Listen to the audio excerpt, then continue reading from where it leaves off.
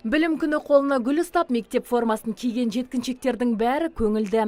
Өйткені енді олар су жаңа ғимаратта білім алады. Осы жылы өңірде 567 мыңнан аса жеткіншек жаңа оқу жылына кіріссе, 73 мыңнан астам бүлдіршін бірінші сыныпқа барды.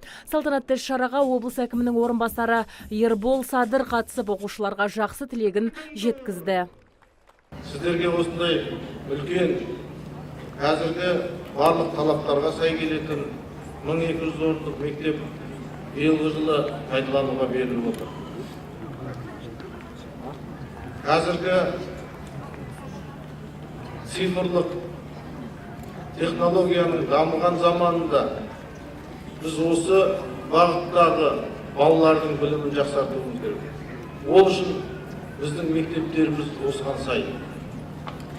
Ал енді биылғы жылы облыста бүгінгі жаңа оқу жылына байланысты 20 жаңа мектеп пайдалануға беріліп отыр. Өңір басшысының орынбасары арнайы келген бұл білім ордасы Достық мөлтек ауданда орналасқан нөмірі 69-шы жалпы орта мектеп.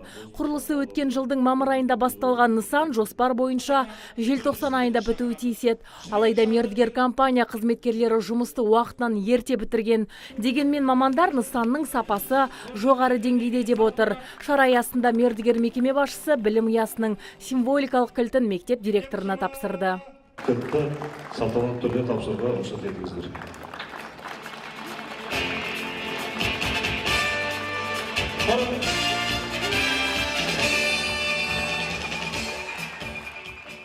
Осыған дейін мектепке қарасты 600 оқушы асар мөлтек аудандағы мектепке арнайы автобус арқылы қатынап оқитын еді. Енді бұл тәлімгерлер жаңа ғимаратта білім алады. Оқушылардың жағдайы толық жасалған үшін ата-аналар да алғысын жеткізуде. Мына үлкен осы ғимарат салып берген Нұрсұлтан Назарбаев Әбішұлына өте көп рахмет айтамыз.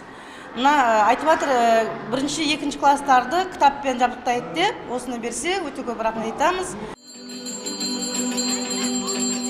Ал салтанатты шарадағы алғашқы қоңырауды соғу мектептің үздік оқушылары мен білім ордасына енді қадам басқан бүлдіршіндерге бұйырды. Айта кетсек, бүгінде білім мекемесінде кадр тапшылығы жоқ дейді мектеп директоры. Айтуынша мұғалімдерді олар жуырда қолға алынған Тихантр электрондық жүйесі арқылы іріктеп алған.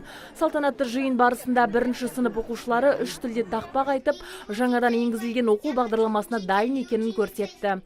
Ал биылдан бастап осы жаңа жүйе негізінде 2-ші 5-7 сынып оқушылары да білім нәрін сусындайтын болады. Parents ask if the kids are ready.